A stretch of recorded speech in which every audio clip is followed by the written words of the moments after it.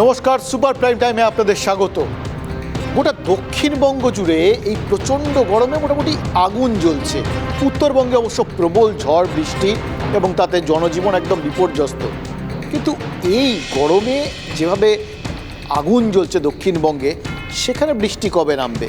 যদিও আবহাওয়া দপ্তর বলছে যে বৃষ্টি নামবে এই সপ্তাহের শেষেই, হয়তো দক্ষিণবঙ্গে এবং কলকাতায় দুটো জায়গাতেই বৃষ্টি নামবে। এবং বৃষ্টি নামলে স্বাভাবিকভাবেই একটু স্বস্তি পাবেন মানুষ, জ্বালা জুড়োবে, আগুনটা নিভবে।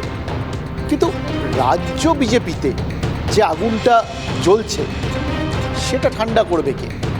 ভাবুন তো, একটা সময় পর্যন্ত সবাই আশা করছিলেন যে এই রাজ্যে বিরোধী কেন, একটা সময় মনে করা হচ্ছিল যে শাসক দল হিসেবে উঠে আসবে বিজেপি। 2021-এ ডবল সেঞ্চুরির টার্গেট ছিল, প্রত্যাশা। কিন্তু সেটা না হলেও খারাপ তো হয়নি। 3 থেকে 77 জনে পৌঁছেছিল। 77 জন বিধায়ককে নিয়ে বিরোধী দলের বেঞ্চে বসার কথা ছিল শুভেন্দু অধিকারী, যদিও তারপর খাতায় কলমে সেই সংখ্যাটা অনেক কমে গেছে, 72 ধরতে হবে। কারণ মুকুল রায়ের মতো নেতারা, তারা দল বদলেছেন, দল না, ফুল বদলেছেন কি বদলাননি, তা নিয়ে দ্বন্দ্ব কাটছে না। ঠিক সেরকমভাবেই কাটছে না এই মুরলীধর সেনের কিছুটা দুঃসময়। মুরলীধর সেন লেনের এই যে পার্টি অফিস, সেখানটা একটা সময় গমগম করতো, এখন সেখানে গুলিগোলা চলছে। জোড়া ফুলের দাপটে, প্রবল দাপটেই বলা চলে, পদ্মটা সেভাবে ফুটতে পারছে না। আর সেখানেই গোলাগুলি, সদ্য হয়ে যাওয়া উপনির্বাচনেও হারতে হয়েছে। আর তারপর বিক্ষোভ বিদ্রোহ যেন আরও বেড়ে গেছে। দেখে শুনে প্রশ্ন উঠছে, বাংলায় বিজেপির ভবিষ্যৎ কী? বলবো সেই সব কথাগুলো, বলবো যে কথাগুলো আজ না বললেই নয়।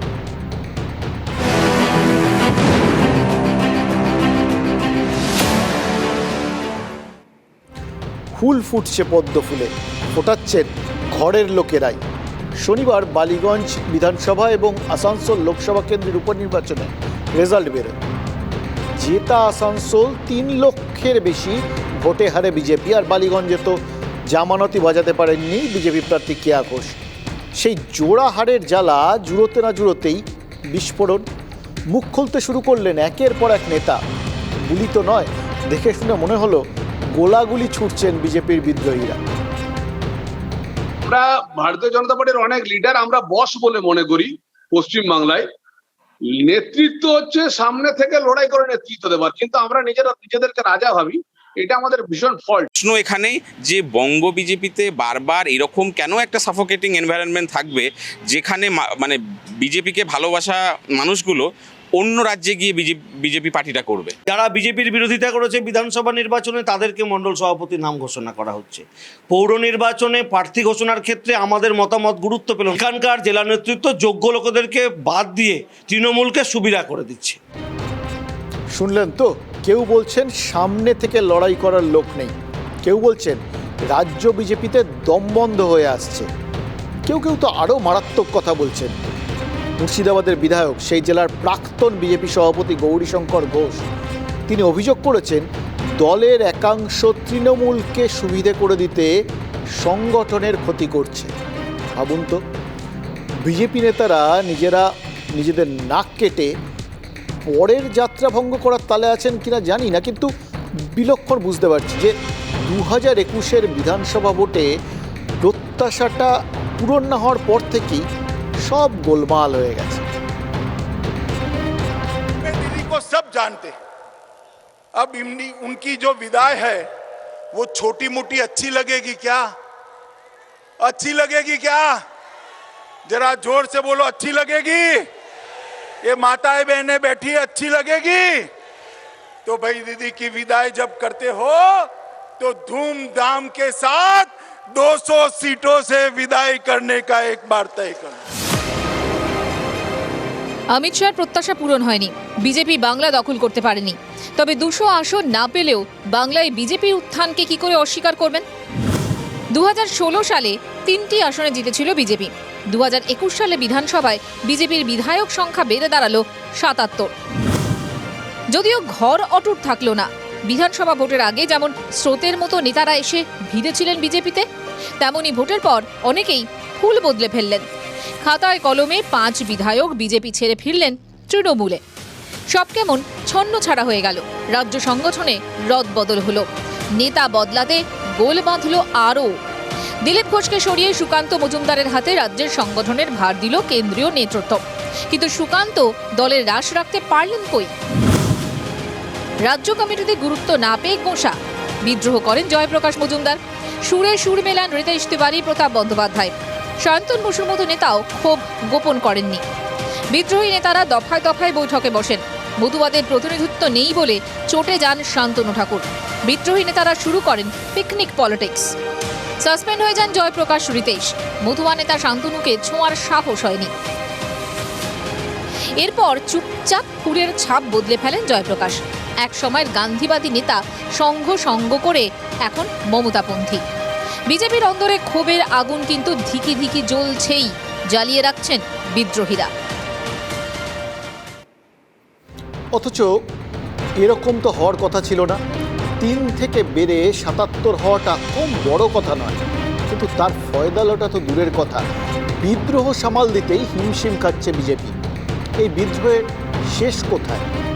সেই উত্তর নেই মুরলীধর সেন লেনের বিজেপি রাজ্য দফতরেও। রাগের চোটে সাংগঠনিক পদ বা হোয়াটসঅ্যাপ গ্রুপ ছাড়া শুরু করে দিয়েছেন বিজেপি বিধায়করা। অন্যদিকে লকেট চট্টোপাধ্যায়ের মতো সাংসদ কি করছেন? বিজেপির অন্দরে কান পাতলে শোনা যায় রাজ্য নেতাদের সঙ্গে তার দূরত্ব বেড়েছে। লকেট এখন রাজ্য নেতাদের ডিঙিয়ে সরাসরি দিল্লিতে শীর্ষ নেতৃত্বের দরজায় কড়া নাড়ছেন। সেখানেই ক্ষোভ বিক্ষোভ উগড়ে দিচ্ছেন। অর্থাৎ দেখে মনে হচ্ছে বিজেপির অন্দরে সমান্তরাল কয়েকটা লাইন চলছে। রাজ্য নেতৃত্ব নিজেদের পথে হাঁটছে, লকেট চট্টোপাধ্যায় বা শান্তনু ঠাকুরের মতো নেতারা তারা চলছেন নিজেদের মতো। আর কি করছেন বিজেপির নিচুতলার কর্মীরা? তাদের তো দিশাহারা অবস্থা। কে বেশি আগমার্ক, অর্থাৎ কে আদি আর কে নব্য, তা নিয়ে কিছুদিন আগেই বেশ দ্বন্দ্ব শুরু হয়ে গেছিল বিজেপির অন্দরে। বিজেপি নেতারা নিজেদের মধ্যে যদি এভাবে লড়াই করেন তাহলে তৃণমূলের বিরুদ্ধে লড়াই হবে কি করে? আনিসের মৃত্যু হোক বা বকটুই, সম্প্রতি তোলপাড় ফেলে দেওয়া কোনো ঘটনার রাজনৈতিক ফয়দা কি ঘরে তুলতে পেরেছে বিজেপি? বরং সেই ফাঁকে নজর কেড়ে নিয়েছে বামেরা। বকটুই দৌড়েছেন মোহাম্মদ সেলিম। বিজেপি নেতারাও বকটুই গিয়েছিলেন, কিন্তু বকটুই যাওয়ার পথে শক্তিগড়ে ল্যাংচা ব্রেক নিয়ে তৃণমূলের হাতে অস্ত্র তুলে দিয়েছেন। এটা তো ঠিক কাম্য না। অন্তত যে কর্মীরা তারা একদম গ্রাসরুট লেভেলে দাঁড়িয়ে লড়াই করছেন তারা বোধহয় এটা আশা করেন না। বিজেপির মতো রেজিমেন্টের দলের কেন এমন দশা? রাজ্য নেতৃত্বের ঘুম ভাবে কি? তারা লোকসভার আগে বা বিধানসভার আগে পার্টিতে এসেছেন এবং বিশাল সংখ্যায় লোকেরা এসেছেন, তার মধ্যে অনেক বড় বড় নেতাও আছেন। তাদের মধ্যে কনফিউশনটা বেশি। সবাই ভেবেছিলেন যে পার্টি জিতে যাবে, সরকারে আসবে, জেতেনি, সরকারে তো আসেনি, উল্টো সবাইকে অত্যাচার সহ্য করতে হচ্ছে। সেই জন্য সবাই কম বেশি কনফিউজ।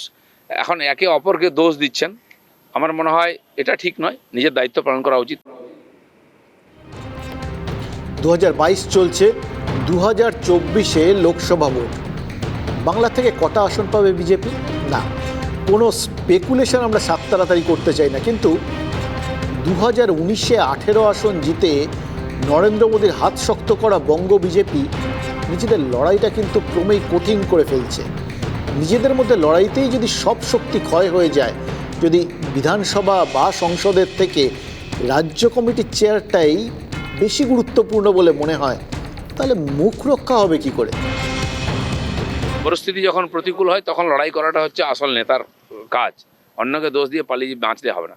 আমাদের যে পুরনো কর্মীরা 19 সাল অবধি পার্টিকে দাঁড় করিয়েছিলেন, তারা প্রত্যেককে পার্টিতেই আছেন। তারা যে কোনো কারণে হোক একটু নিষ্ক্রিয় আছেন।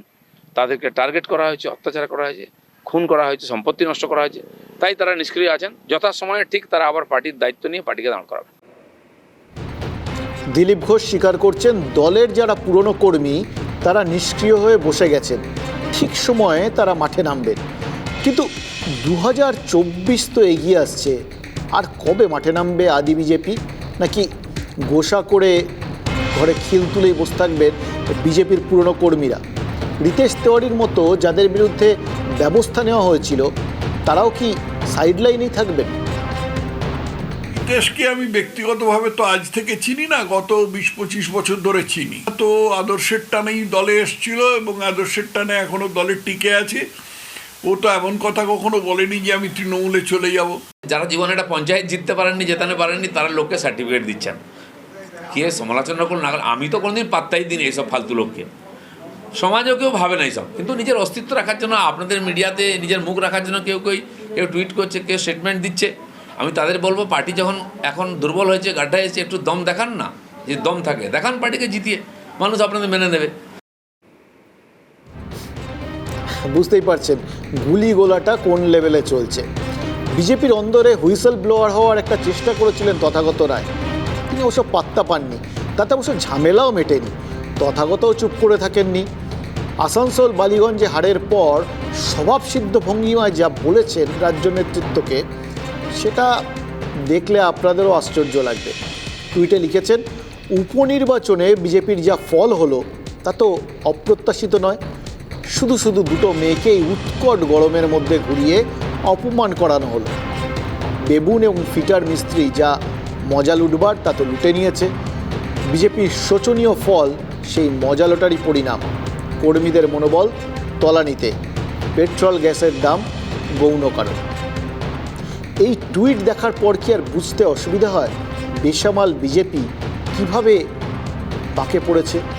সব দেখে শুনে বিজেপিরা যারা বিরোধী তারা তো মজা নিচ্ছে, আর খানিকটা করে মন্তব্য করে উস্কে দিচ্ছে পদ্ম শিবিরের কোন্দল। আর সেটা ধরতে না পেরে বঙ্গ বিজেপির নেতারা একে অপরের বিরুদ্ধে অস্ত্রে শান দিয়ে চলেছেন। বছর বাকি থাকতেও দিলীপ ঘোষকে সরিয়ে দেওয়া হয়। সুকান্ত মজুমদারকে বলে তো বা তাকে দায়ভারের দায়িত্ব দিলে তো লাভ নেই, কারণ তিনি তাকে যারা বসিয়েছেন সামনে শিখণ্ডি খাড়া করে রেখেছেন, পেছনে তো আছেন শুভেন্দু অধিকারী। যে অন্তঃশ্বাস শূন্য ছিল বিজেপি পার্টি এ বাংলায়, সেটা আজ প্রমাণিত। কারণ সারা পশ্চিমবঙ্গে বিজেপি পার্টি আজ নিজেদের মধ্যে অন্তর্দ্বন্দ্বে দীর্ণ এবং বেশিরভাগ নেতা টিএমসিতে যোগদানের জন্য এখন ওয়ার্ম আপ করছে। এটা তো হবেই, মানে নিজেদের মধ্যে যদি এরকম গোলাগুলি চলে, বাইরে যারা বসে আছে তারা তো মজা পাবেনই এবং এভাবেই খুঁচিয়েই যাবেন। রাজ্য বিজেপির কিছু কিছু নেতা অবশ্য কথায় কথায় রাষ্ট্রপতি শাসনের দাবি তুলছেন, তাকিয়ে আছেন কেন্দ্রীয় সরকার আর দলের কেন্দ্রীয় নেতৃত্বের দিকে। কিন্তু দিল্লির মাথারা আর কতদিন বাংলার জমি রক্ষা করবেন? এখানকার লোকেদেরও তো কিছু করতে হবে। কবে রাজ্য নেতারা দায়বদ্ধ হবেন? তাদের দিকে চেয়ে থাকা দলীয় কর্মীরা তারা কবে একটু সুবিচার পাবেন নেতাদের কাছ থেকে? দলের যে নিয়ম কানুন রীতি, সেই রীতি অনুসারে সবাইকে চলতে হবে। Party discipline first. আমি বিশ্বাস করি দলের অভ্যন্তরীণ কথাবার্তা দলের অভ্যন্তরে হওয়া উচিত। আমি নিজে এটা মেনটেন করি, অন্যদেরও বলবো মেনটেন করতে। সুকান্ত মজুমদার, শুভেন্দু অধিকারী দুজনেই শৃঙ্খলা রক্ষার কথা বলছেন। সাংগঠনিক ত্রুটি বিচ্যুতি থাকতে তা অবশ্যই দরকার, কিন্তু দলের অন্দরে ক্ষোভ বিক্ষোভ সামলাতে যদি সময় চলে যায় তাহলে আর মানুষের দরজায় পৌঁছবেন কি করে? বাই ইলেকশনে প্রমাণ হয়ে গেছে যে বাংলায় তৃণমূলের শক্তি কমেনি। সিপিএমও কিন্তু এই দুর্বলতার সুযোগে ক্রমশ পায়ের তলায় মাটি শক্ত করছে। এই অবস্থায় দেরি করে ফেলছে না তো বিজেপি? ডিফেন্স সামলে তবে আক্রমণে যাওয়ার কথা, কিন্তু সেই সময় যে ক্রমশ কমে আসছে। ড্রেসিং রুমের ধুমধুমার কী করে সামলাবেন সেটাই তো বুঝতে পারছেন না বাংলার বিজেপি নেতারা।